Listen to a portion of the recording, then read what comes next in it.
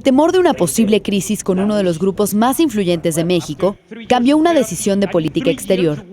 Luego de suscitar la ira de la comunidad judía en México, la Secretaría de Relaciones Exteriores rectificó su voto ante la UNESCO sobre la resolución que niega los vínculos históricos entre el pueblo judío y sus templos en Jerusalén. Hay que reconocer, hubo muchos más países, hubo otros países que dijeron, hijos, nos duele, pero ninguno más que México se atrevió y tuvo el valor de decir, cambio mi voto. Y en realidad es una resolución muy desafortunada contra la que han reaccionado no solo la propia directora general de la UNESCO, Irina Bokova, sino también el propio secretario general de la ONU, tildándola de estar reivindicando ciertas expresiones antisemitas, o más bien planteando unos temas desde una perspectiva que no le da a la visión judía sobre sus reclamaciones en Jerusalén y sobre sus consideraciones respecto de espacios sagrados en Jerusalén del Este, y por tanto, pues me parece apenas razonable que se haya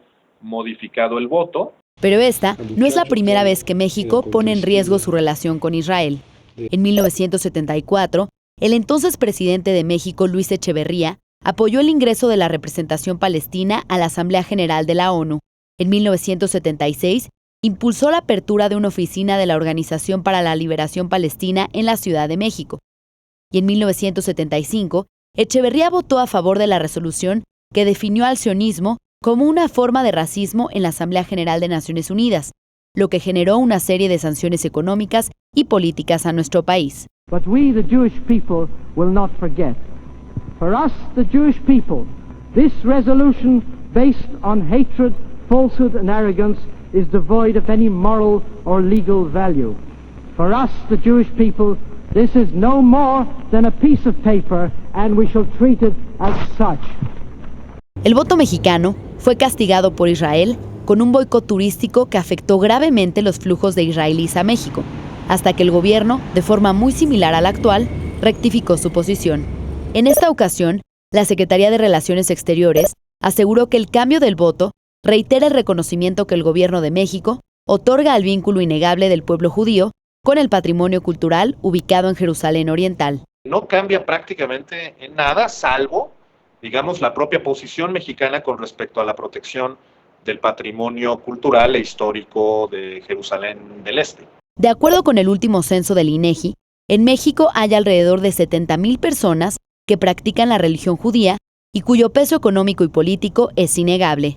En términos comerciales, México tiene una balanza deficitaria con Israel, ya que exporta más de $100 millones a Israel e importa de ese país $800 millones. A partir de la entrada en vigor del Tratado de Libre Comercio entre ambos países en el 2000, el comercio bilateral se ha triplicado.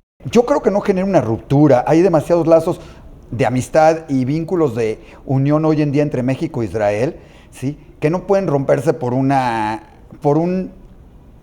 yo creo que falta de comunicación de alguna manera, sí molesta en algún momento. El director de investigación del Centro de Estudios Internacionales, Gilberto Bosques, advirtió que si el problema se escala o no se resuelve, el lobby judío más importante que se encuentra en Estados Unidos podría generar sanciones económicas o políticas contra México, como ocurrió en 1975. Para el financiero Bloomberg, Susana Sáenz.